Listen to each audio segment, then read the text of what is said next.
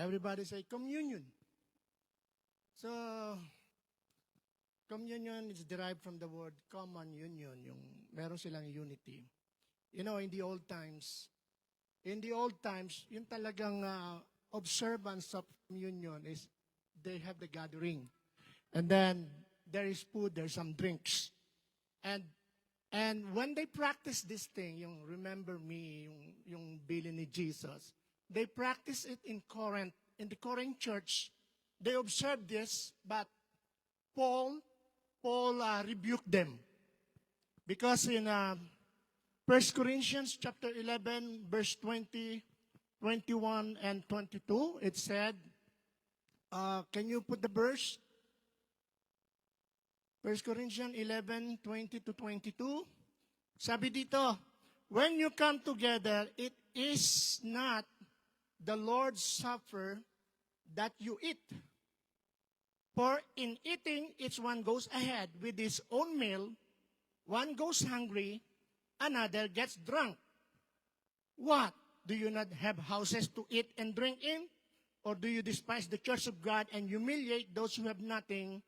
What shall I say to you? Shall I command you in this? No, I will not. So, Paul the Apostle rebuked the way they observed the communion in the Corinth church. Because back then, the churches open meat in the homes of the rich. Yung kung sino mayaman, may kakayahang maghanda. Kasi yung handa, hindi katulad ng ginagawa natin. Actually, yung practice, kainin talaga. Parang Bible study, may pagkain. So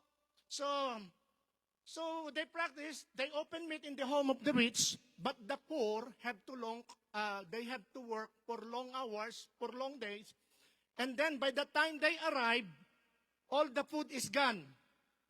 Jesus said to eat the bread and drink the cup in remembrance of him, but it seems they are eating and drinking but have forgotten him and his command to love others. Kaya sabi ni Paul sa verse 33, so then, my brothers, when you come together to eat, wait for one another. If anyone is hungry, let him eat at home, so that when you come together to observe this communion, it will not be for a judgment about the other things. I will give direction when I come. That's why sabi ni Paul, let a person examine himself. Ang nangyayari, yung mga poor, they humiliate the poor when they practice this communion because they eat, and then when some poor people come because they have to work for long hours, the food is gone, and then some of them, they eat all the handa, and then they drink, lasing na sila. Kaya sabi ni Paul, you have to examine yourself.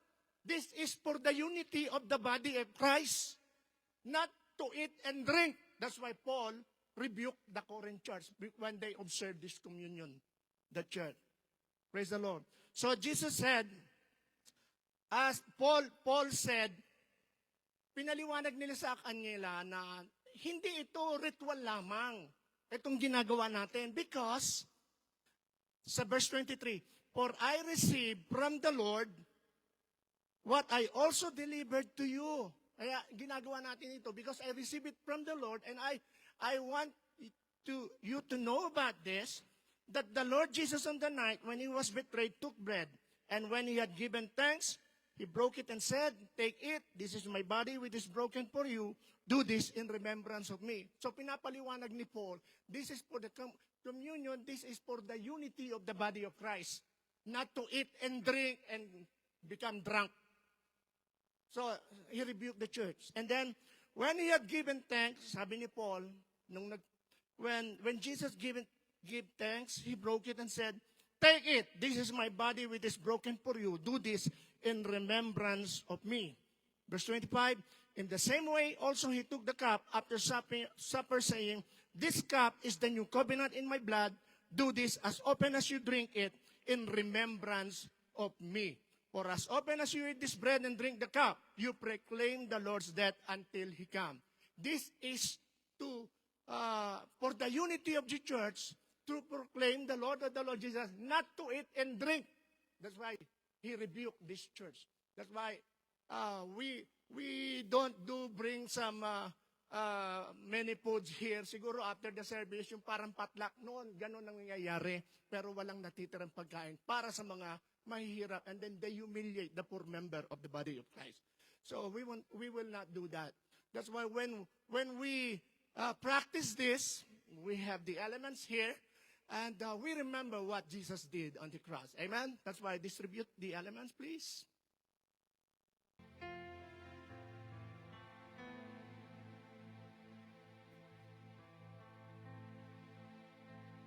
Heavenly Father, we thank you for the body of Christ.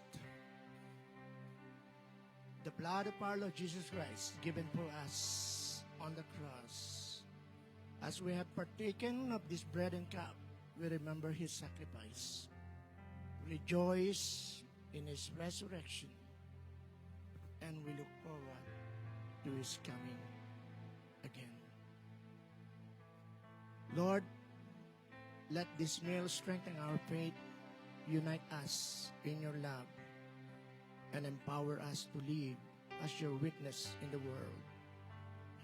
May the grace of Christ, the love of the Father, and the fellowship of the Holy Spirit with us now and always. In Jesus' name we pray. Amen.